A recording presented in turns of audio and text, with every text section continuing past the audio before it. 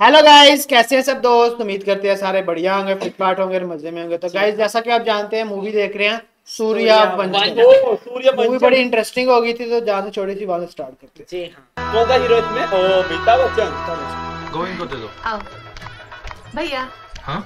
ये मेरी ननद उषा है। मेरी शादी के टाइम ही अमेरिका में थी। हाँ। अब आइए तो आप लोगों से मिलवाने के लिए लाई हूँ। अच्छा, ये करण भैया, ये बरन भैया। नमस्ते। अरे हीरा जी भैया। भैया 2 कोल्ड ड्रिंक दो प्लीज। Excuse me. भाभी, ये कौन है? इसने तो हमें इंट्रोड्यूस नहीं कराया। ये कोई वीआईपी नहीं है जिनसे तुम्हारा इंट्रोडक्शन कराया जाए। ये दोनों की भाभी किसी है। काम के लायक नहीं है ये, इसीलिए नौकर की तरह जी रहा है।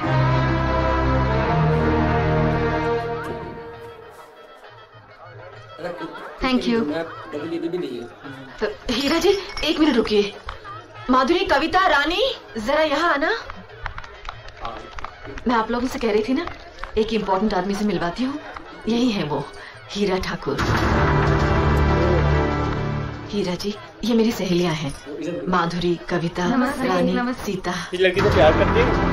ये देखने में जितने सिंपल है, उतनी ही बड़ी हस्ती है इनकी। अगर हम लोग किसी को भीख देंगे तो क्या देंगे? रोटी, पैसा, कपड़ा, ये ज्यादा से ज्यादा उसे अपने घर में पालेंगे। लेकिन ये वो इंसान है जिन्होंने अपने सपने, अपनी खुशियां भीख में दे दी। उस भीख को लेने वाले इनके एहसान को भूल गए, मगर इन्होंने कभी बुरा नहीं माना। इतनी महान है ये। आप जाइए ना, आओ हम चलते हैं। क्या बात है गौरी? दीदी, ये कौन है? ये अपनी उर्मिला की ननद है, आईएएस कर रही है। ओह, इसीलिए इतना कड़ रही है। मंगलम भगवान विष्णु मंगलम गणपतया मंगलम। ये भी वही शक्ल है, इसका बाप है। अच्छा, बाप बेटे। इसका बाप जो है इसको गौरी नारायणी नमस्ते।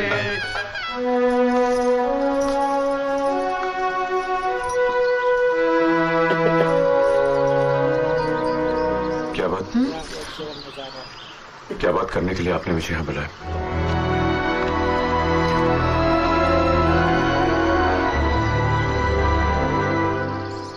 वही सोच रही हूँ, कहाँ से शुरू करूँ, कैसे शुरू करूँ। जो भी कहना है साफ साफ कह दीजिए ना। मुझसे शादी करेंगे? मुझे आपकी खूबियाँ और अच्छाइयाँ भा गई हैं। घर चलिए, आपके माँ पिताजी बहुत परेशान होंगे। ये मेरे सवाल का जवाब नहीं।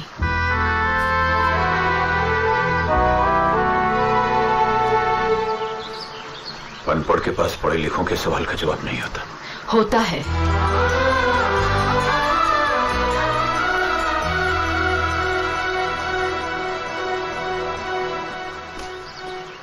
दिल मेरे तू दीवाना है।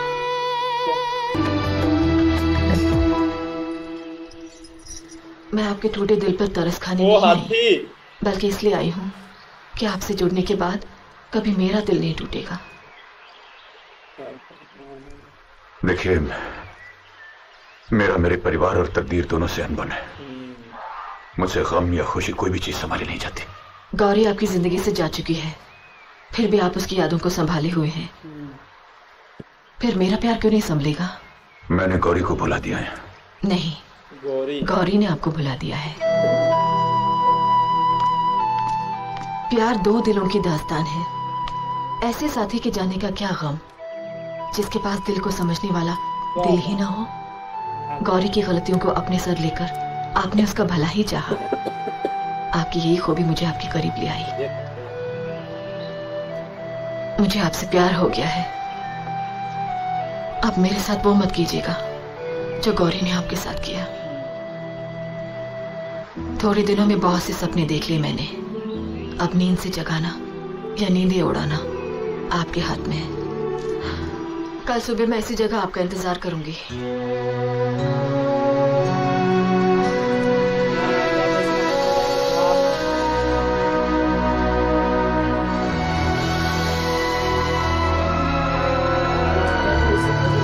आपको क्या लगता है? सोच रहा है क्या करें?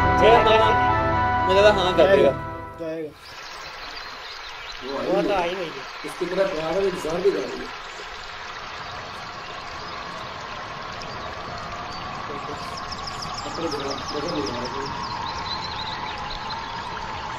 मेरा वो नहीं आया। आएगा। नहीं आएगा।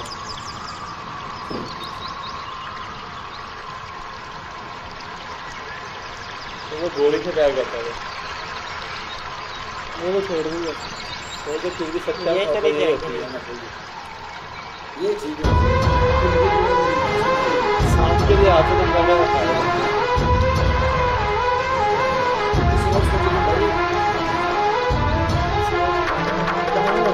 ओहो ये फिल्म वही करने लगी है।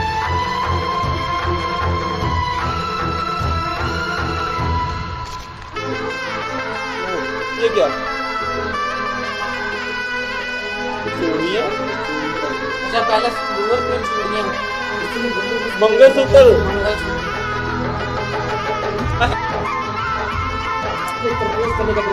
क्या बात है यार। हाँ देसी में गया ना देसी जुगाड़ गया हम लोग कैसे जुगाड़ गया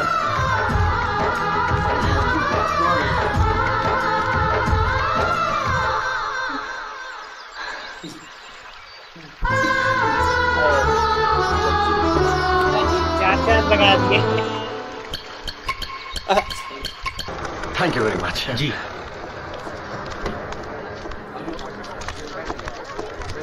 ये ठाकुर है। जग्गा लाइए मालिक। क्या कह रहे थे वो लोग? कार की तारीफ कर रहे थे मालिक, कह रहे थे ऐसी खरीदना चाहते हैं। ओह अच्छा।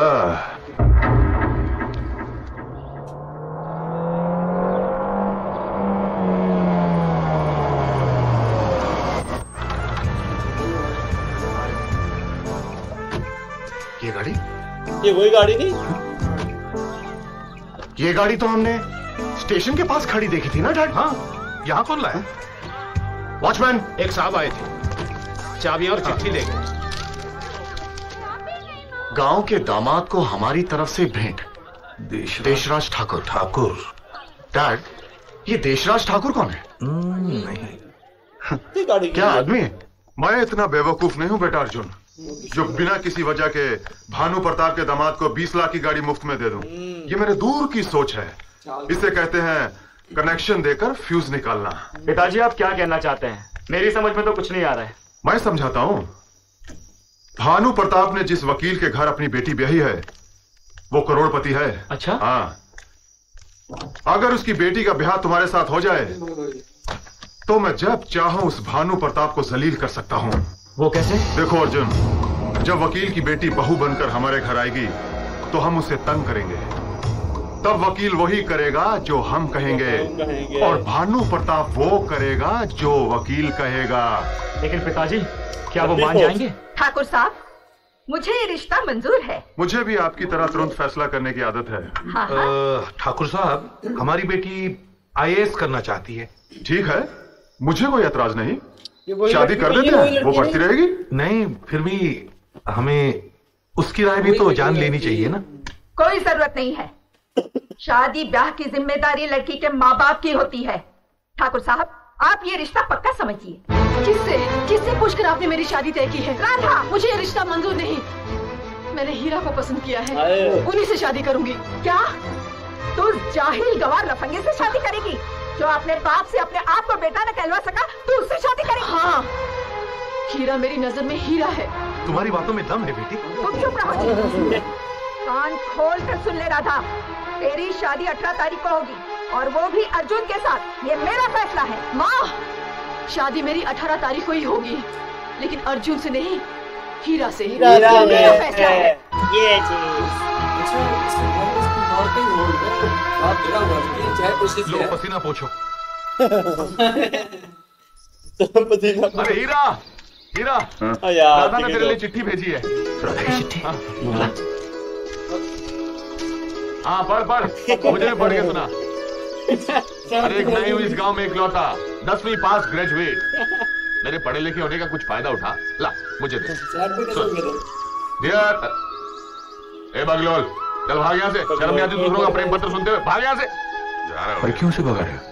अरे मेरे पढ़ने में कोई गलती हो गई तो पकड़ा जाऊंगा ना, भाग। चल पढ़ पढ़ पढ़। प्रिय हीरा जी, मेरी मम्मी ने मेरी मर्जी के खिलाफ मेरी शादी तय कर दी है। आने वाली 18 तारीख को मेरी शादी होने वाली है। कोशिशों के बाद भी मैं इस फैसले को रोक नहीं पा रही हूँ, मगर आप चाहे तो इसे रोक सकते हैं। 18 तारीख को वैद मंत्रों से बंधा जाने वाला मंगलसूत्र मैं आपके हाथों पहनना चाहती हूँ। अगर ऐसा नहीं हुआ तो मैं गले में रस्सी डालकर जान दे दूंगी। मंगलसूत्र या फांसी का फंदा, फैसला आपके हाथ में।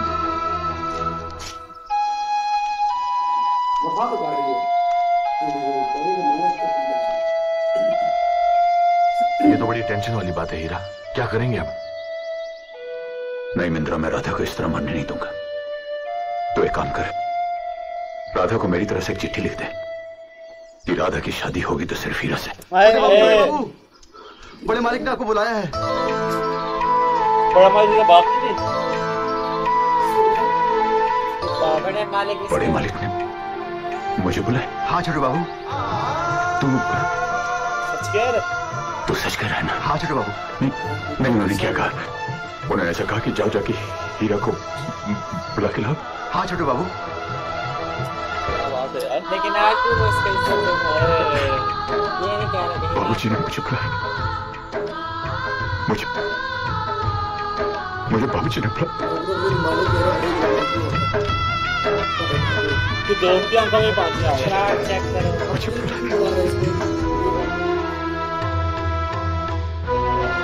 गुस्से में उसका घर कांड हुआ है और एक भागे आ रहा है।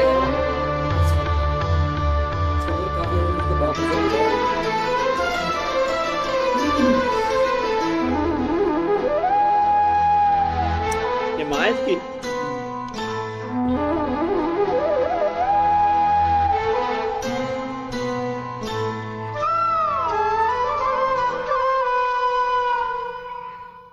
शारदा अभी। जी बाबूजी। शारदा अभी थोड़ी देर पहले समधी जी और समधन आई थी अपनी बेटी राधा की शादी के न्योता देने। हीरा और राधा कैसे एक दूसरे के करीब आए ये मैं नहीं जानती, मगर मैं ये नहीं चाहूंगी कि हीरा से राधा की शादी हो।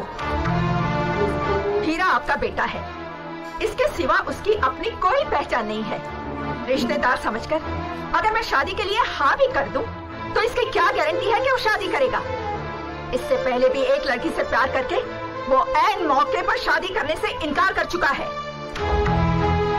आप अगर चाहते हैं कि हमारी इज्जत बनी रहे तो हीरा से कह दीजिए कि वो उसे भूल जाए।